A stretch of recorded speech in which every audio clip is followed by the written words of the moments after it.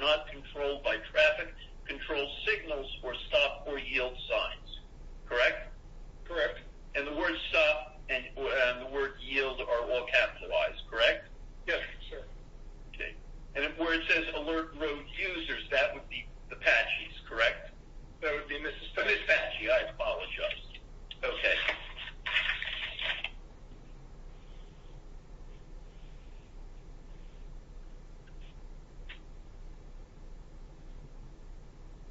And you would agree that Miss Patchy was aware that people crossed the road where the Johnsons did? Yes, sir.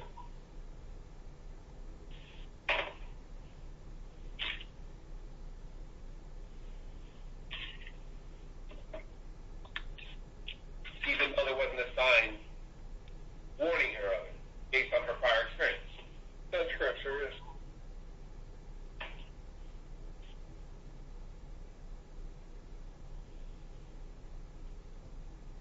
And you would agree that crosswalk markings where the Johnsons crossed, if they existed, would have alerted roadway users such as Miss Patchy of the presence of a pedestrian crosswalk. Yes, sir.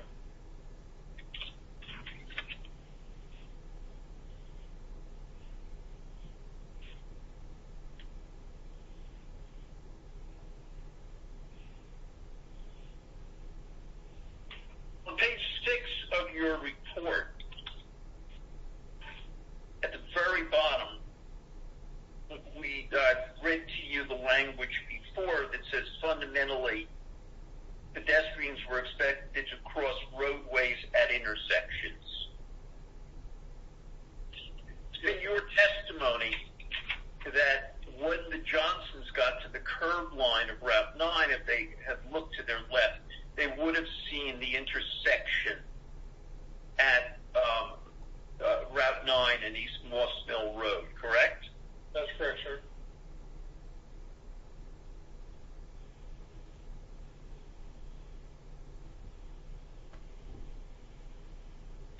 And given that pedestrians were expected to cross roadways at intersections, don't you think that it would have been reasonable, given that there were no markings across Route 9 where they crossed, that it would have been reasonable for them to then walk down to that intersection, wait for the light, and then cross? Well, again, it's my opinion that what they observed in front of them was an intersection.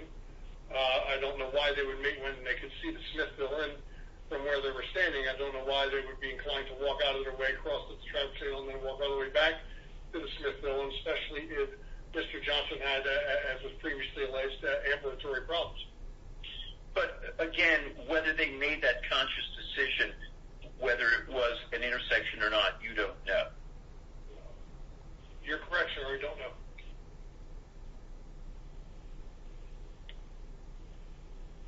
And just for the record, as you see here today, you don't know one way or another whether or not Mr. Johnson had any ambulatory difficulties. I do not know that, sir. You have no information either way. I don't believe there's any medical records in my reviewed materials that would have stated one way or the other. So, no, I don't have any information one way or the other. And you conducted no investigation to determine his ability to walk? Yes, sir.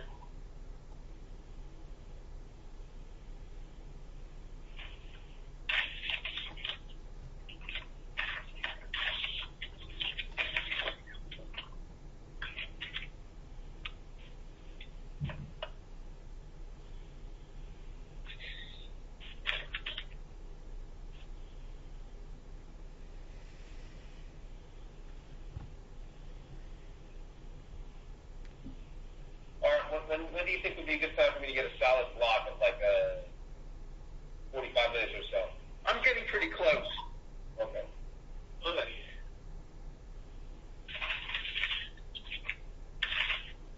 What is Mr. Nolan's situation with college tonight?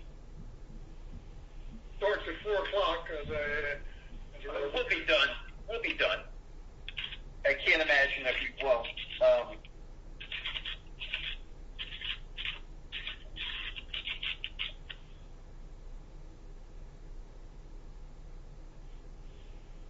I just want to go focus on another thing. Why do you believe that this was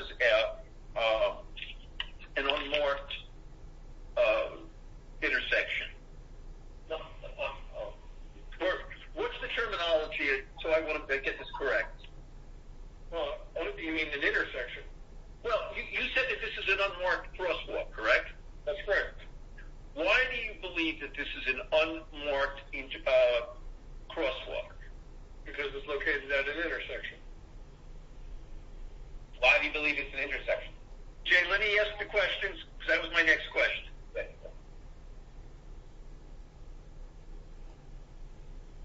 Just writing notes to myself. Why do you believe that this was an intersection? Because it has all appearances of an intersection, for one. Now, again, as the Johnsons look at this and they're standing across the street from it, it appears that it's an intersection. There's no driveway apron there. There's no concrete line that separates the two pavements. Not that that's a deficiency. It's just that the way it's constructed, it gives the impression of an intersection. Again, the standards that I refer to would call it an intersection. The MUTCD, for instance, specifically defines intersections and states that if it does not, a driveway itself is not an intersection with a roadway unless it has some type of traffic control devices.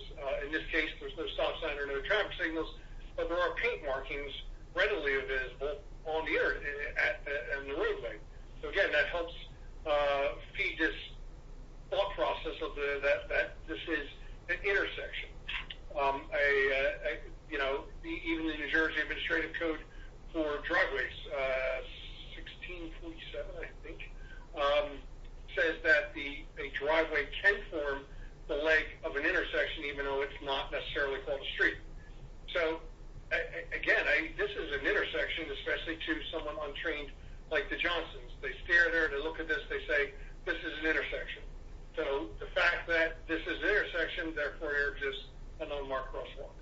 And again, whether they made that conscious decision or not, you have no idea. I don't, but I don't know why a decision would need to be made, because just from observation, it looks like an intersection. Well, I want to try to really hone in on this, and I don't. You've made an opinion, but you've offered an opinion that this is a unmarked crosswalk, and you said because this is an intersection. Yes, sir. As an engineer, set forth for me the basis of that opinion. And please say it slowly so I can write, and I don't write the fastest in the world. Okay. Number one, there's no separation of pavement. In other words, there's no concrete driveway apron, no brick driveway apron, no apron that would typically be used to define a driveway. Now, it's fairly typical on higher volume driveways that you wouldn't have a driveway apron. But that appearance, with the paving completely, I'll call it homogeneous there, it's all asphalt, would suggest that that is a street or more than a driveway. There was parking on at least one side of the street at the intersection, and that was defined with pavement markings to define that parking. There were pavement markings on the opposite side of the street in front of the Smithville Inn. You wouldn't normally put pavement markings in a, quote, driveway, unless that driveway was either a roadway or it was controlled by some type of other traffic control device, such as a stop sign or a traffic signal or something like that. So again, it creates this appearance that there exists a roadway there and not a driveway. The fact that it's a through street that connects from East Small Road to Route 9 reinforces that it's a roadway instead of a driveway. We have sidewalk on at least one side of the street along the roadway there. We have sidewalks on both sides of New York Avenue, Route 9. Again, that's the reason that